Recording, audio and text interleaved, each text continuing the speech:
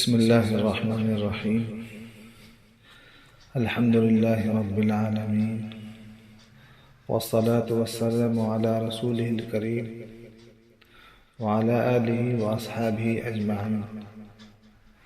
أما بعد، عن ابن عباس رضي الله عنهما قال: قال رسول الله صلى الله عليه وسلم: عليكم بالبياض من الثياب ليلبسها أحياكم وكفنوا فيها موتاكم فإنها من خيار ثيابكم. آج کی گفتگو کا موضوع ہے کون سا لباس پہننے کا حکم ہے اور کون سے لباس سے احتراز کرنا چاہیے. ہمارے اور آپ کے لیے اس سلسلے میں سب سے آسان طریقہ یہی ہے کہ نبی پاک صلی اللہ علیہ وسلم کی اتباع کریں. آپ صلی اللہ علیہ وسلم کی اتباع میں ہمارے لیے سراسر ہدایت اور برکت ہے. میں نے جو روایت پڑھی ہے اس کا ترجمہ یہ ہے کہ حضرت ابن عباس رضی اللہ تعالیٰ عنہ فرماتے ہیں کہ حضور پاک صلی اللہ علیہ وسلم ارشاد فرماتے تھے کہ سفید کپڑوں کو اختیار کرو کہ یہ بہترین لباس میں سے ہے. سفید کپڑا ہی زندگی کے حالت میں پہننا چاہیے اور سفید کپڑے میں ہی مردوں کو دفن کرنا چاہیے. دین اسلام میں لباس کی اہمیت اور اس کے اوپر توجہ اس لیے دی گئی ہے کہ غیر شرعی لباس پہننے سے اللہ تبارک و تعالی غیروں کی تشبیہ ہونے کی وجہ سے ناراض ہو سکتا ہے. نبی پاک صلی اللہ علیہ وسلم نے فرمایا: من تشبہ بقوم فہو منہم. جو کسی قوم کی مشابہت اختیار کرے وہ اسی میں سے شمار ہوگا. لہذا نبی پاک صلی اللہ علیہ وسلم جو لباس استعمال فرماتے تھے، صحابہ اکرام جو لباس استعمال فرماتے تھے، اور ہمارے اولیاء اکرام جو لباس استعمال فرماتے تھے، اور جو ازواج مطہرات لباس استعمال فرماتی تھی، ان لباسوں کو ہی اختیار کرنا چاہیے. اور ان لباسوں کا تذکرہ احادیث کے اندر موجود ہے. اس لیے آپ حدیث کی کتابیں پڑھیں، انشاءاللہ معلوم ہو جائے گا. میرے بیان کا مقصد یہ ہے کہ علامہ جلال الدین سیوطی رحمۃ اللہ علیہ نے ایک حدیث نقل کی ہے جس میں حضور پاک صلی اللہ علیہ وسلم نے فرمایا کہ جس لباس کو پہنے ہوئے انسان کو موت آتی ہے وہی لباس اس کو حشر کے روز پہنایا جائے گا. انسان دنیا میں مرتا ہے تو مرتے وقت جو لباس اس کے جسم پر ہوتا ہے وہی لباس اس کو قیامت کے دن میدان حشر میں پہنایا جائے گا. اس لیے علماء فرماتے ہیں کہ اچھا لباس، سطر والا لباس جس میں اعضاء پورے چھپے ہوئے ہوں، ایسا لباس زیب تن کرنا چاہیے. ایک روایت میں یہ بھی ہے کہ نبی پاک صلی اللہ علیہ وسلم نے فرمایا: الناس باللباس. لباس کے ذریعے سے آدمی کی شناخت ہوتی ہے. آج دنیا میں جیسا لباس پہنیں گے قیامت کے دن ویسا ہی لباس پہنایا جائے گا.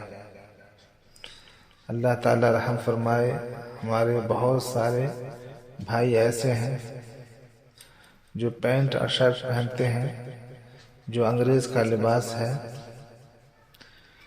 اس کو پہن کر موت آتی ہے تو قیامت کے دن یہی لباس روز محشر میں بھی پہنایا جائے گا، اور جب نبی کریم صلی اللہ علیہ وسلم کے سامنے حاضر ہوں گے تو کس منہ سے یہ کہہ سکیں گے کہ یا رسول اللہ، اے ہمارے حبیب محمد صلی اللہ علیہ وسلم، اے ہمارے آقا محمد صلی اللہ علیہ وسلم۔ اس لیے لباس کو اختیار کرنے کے سلسلے میں حدیث کا تھوڑا بہت مطالعہ ضرور کریں۔ آپ صلی اللہ علیہ وسلم جو لباس استعمال فرماتے تھے وہ یہ کہ تمام لباسوں میں حضرت صلی اللہ علیہ وسلم کو کرتا زیادہ پسند تھا۔ آپ صلی اللہ علیہ وسلم کے کرتے کی آستین نہ اتنی تنگ تھی اور نہ اتنی کشادہ، بلکہ درمیانی ہوتی، اور آستین ہاتھ کے گٹے تک رہتے۔ کبھی حضرت صلی اللہ علیہ وسلم کے قمیص کا گریبان سینہ پر ہوتا تھا، کبھی آپ صلی اللہ علیہ وسلم اپنے کرتے کا گریبان کھول لیا کرتے اور سینہ اطہر صاف نظر آتا اور اسی حالت میں نماز پڑھ لیتے۔ جب آپ صلی اللہ علیہ وسلم قمیص زیب تن فرماتے تو پہلے سیدھا ہاتھ سیدھی آستین میں ڈالتے اور پھر الٹا ہاتھ الٹی آستین میں۔ پائجامہ آپ صلی اللہ علیہ وسلم نے کبھی نہیں پہنا، بلکہ ہمیشہ تہمت باندھا ہے۔ البتہ پائجامہ پہننے کے لیے خریدا ہے اور اپنے احباب کو پہنتے دیکھا ہے، یعنی صحابہ کرام کو۔ آپ صلی اللہ علیہ وسلم تہمت ہمیشہ ناف سے نیچا باندھتے تھے اور نصف پنڈلی سے اونچا رکھتے تھے۔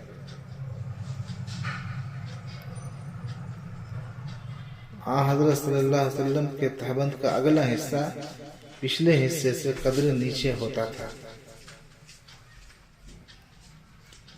حضرت صلی اللہ علیہ وسلم نے اپنے پہننے کے کپڑوں میں مثلاً کرتا، تہمت، چادر یا جوتا وغیرہ ان میں سے کسی کا فاضل جوڑا بنا کر نہیں رکھا۔ نبی پاک صلی اللہ علیہ وسلم کو سفید لباس محبوب تھا، مگر رنگین لباس میں سبز رنگ کا لباس طبیعت پاک کو بہت زیادہ پسند تھا۔ جب حضرت صلی اللہ علیہ وسلم نیا لباس زیب تن فرماتے تو کپڑے کا نام لے کر خدا تعالیٰ کا شکر ان الفاظ میں ادا فرماتے: اللہم لک الحمد کما کسوتنی اسألک خیرہ وخیر ما صنع لہ واعوذ بک من شرہ وشر ما صنع لہ۔ ہمیں بھی اور آپ کو بھی یہ دعا پڑھنی چاہیے کپڑا پہنتے وقت میں۔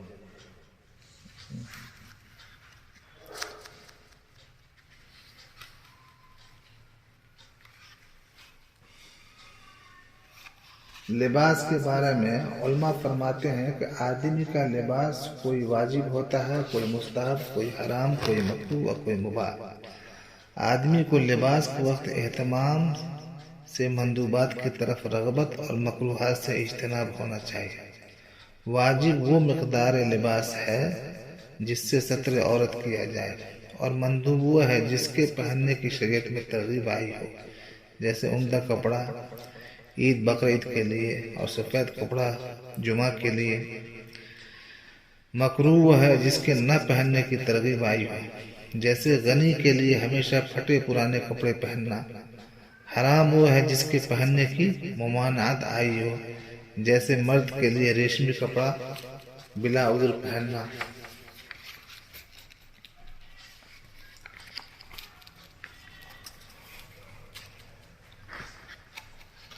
حضور صلی اللہ علیہ وسلم کی لنگی کے حوالے سے یہ ہے کہ آپ صلی اللہ علیہ وسلم کی عادت شریفہ لنگی باندھنے کی تھی۔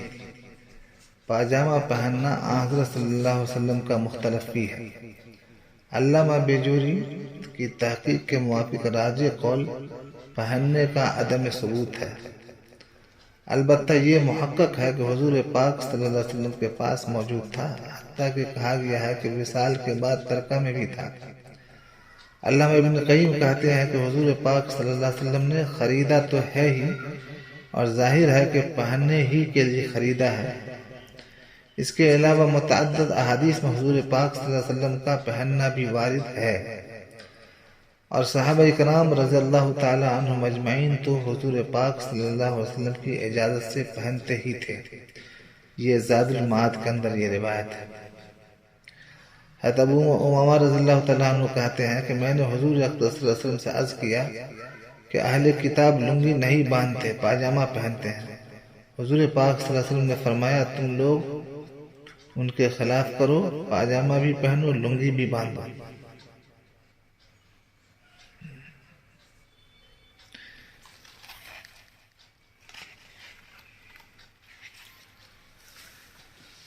بہرحال لباس کے سلسلے میں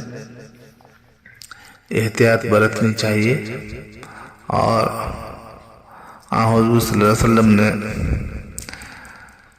جو لباس استعمال فرمایا، صحابہ کرام اور آپ کے متبعین اور عاشقین نے جس لباس کو استعمال کیا اسی کو اپنانا چاہیے۔ اس لباس کو اپنانے میں ایک تو یہ ہے کہ اتباع کی برکت سے نورانیت میں اضافہ ہوگا، دوسرے برکت بھی حاصل ہوگی، اور اللہ تبارک و تعالیٰ کی محبوبیت بھی حاصل ہوگی۔ اللہ تبارک و تعالیٰ ہم سبوں کو نبی پاک صلی اللہ علیہ وسلم اور صحابہ کرام کی ہر چیز میں اتباع کی توفیق عطا فرمائے، اور آپ کے سچے متبعین میں ہم سبوں کو شامل فرمائے۔ آمین یا رب العالمین، وصلی اللہ وسلم علی سیدنا محمد وعلی آلہ وصحبہ اجمعین برحمتک یا ارحم الراحمین، والحمد للہ رب العالمین۔